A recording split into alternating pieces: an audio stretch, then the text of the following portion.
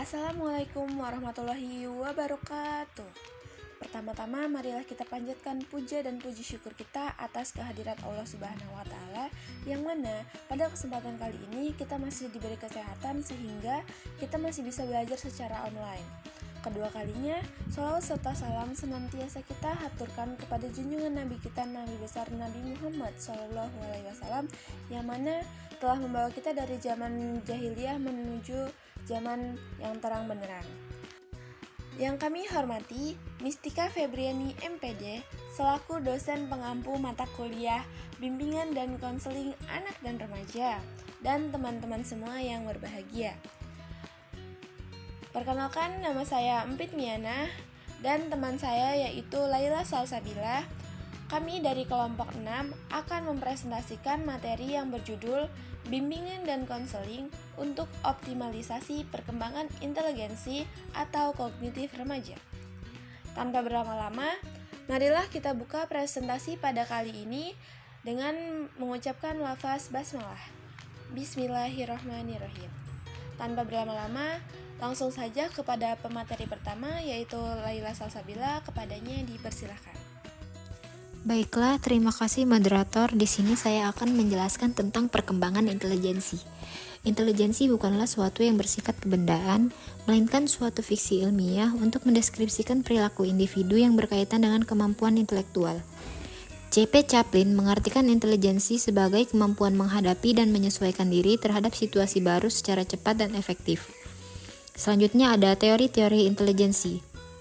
Yang pertama adalah teori two factor, di mana intelijensi meliputi kemampuan umum yang diberi kode G atau general factor dan kemampuan khusus yang diberi kode S atau specific factor. Yang kedua ada teori primary mental abilities, di mana intelijensi merupakan penjelmaan dari kemampuan primer, yaitu kemampuan berbahasa, kemampuan mengingat, kemampuan tilikan ruang, kemampuan bilangan, kemampuan menggunakan kata-kata, dan kemampuan mengamati dengan cepat dan cermat. Yang ketiga ada teori multiple intelligence, di mana intelijensi dapat dilihat dari 3 kategori dasar atau phase of intellect, yaitu operasi mental atau proses berpikir, konten atau isi yang dipikirkan, dan produk atau hasil berpikir. Yang terakhir ada teori triadic of intelligence, di mana Sternberg mengartikan sebagai suatu deskripsi 3 bagian kemampuan mental. Yang pertama adalah proses berpikir, yang kedua ada mengatasi pengalaman atau masalah baru, dan yang terakhir penyesuaian terhadap situasi yang dihadapi, yang menunjukkan tingkah laku intelijen. Selanjutnya adalah perkembangan kognitif. Menurut Padmonodewo, kognitif merupakan tingkah laku yang mengakibatkan orang memperoleh pengetahuan atau yang dibutuhkan untuk menggunakan pengetahuan. Perkembangan kognitif menunjukkan perkembangan anak dari cara anak berpikir untuk menyelesaikan berbagai masalah yang dapat dipergunakan sebagai tolak ukur pertumbuhan kecerdasan.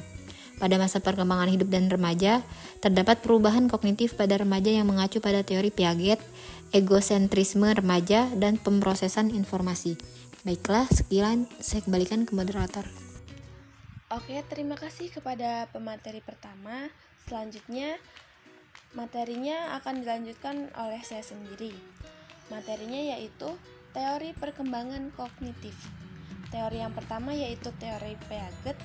Anak dilahirkan dengan beberapa skemata sensori motor yang memberi kerangka bagi interaksi awal anak dengan lingkungannya.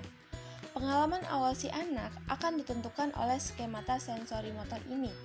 Ada tahan operasional formal di mana anak-anak sudah mampu memahami bentuk argumen dan tidak dibingungkan oleh sisi argumen, dan karena itu disebut operasional.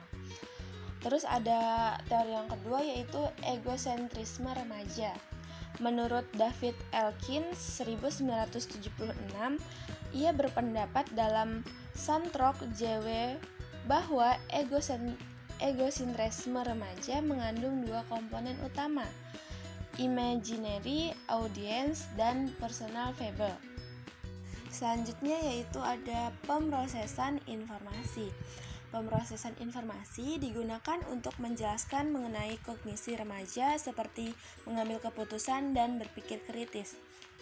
Di mana mengambil keputusan itu merupakan proses untuk menentukan pilihan.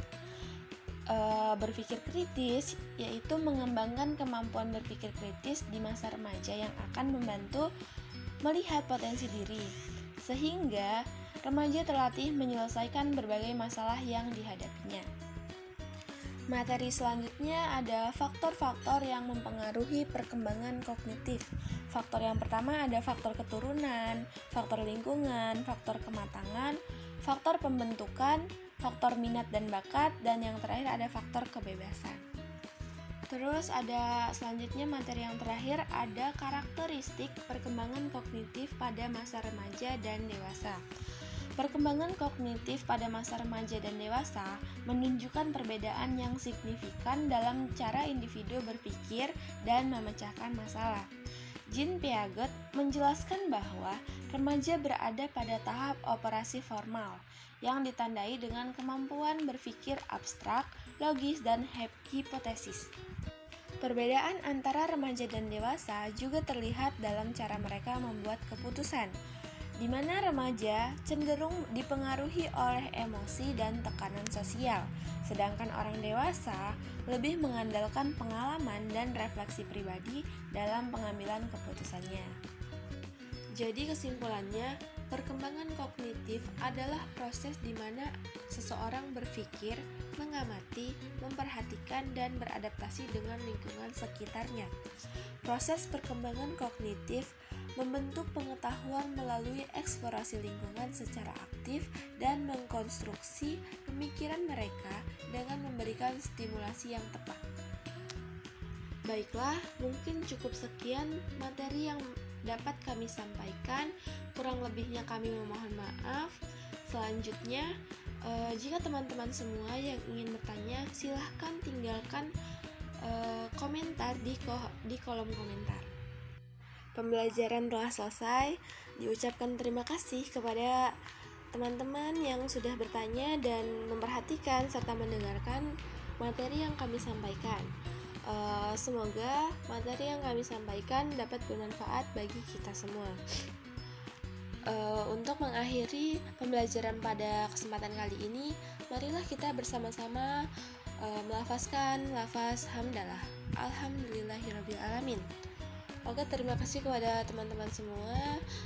Kurang lebihnya kami memohon maaf, kepada Tuhan kami mohon ampun. Kami akhiri.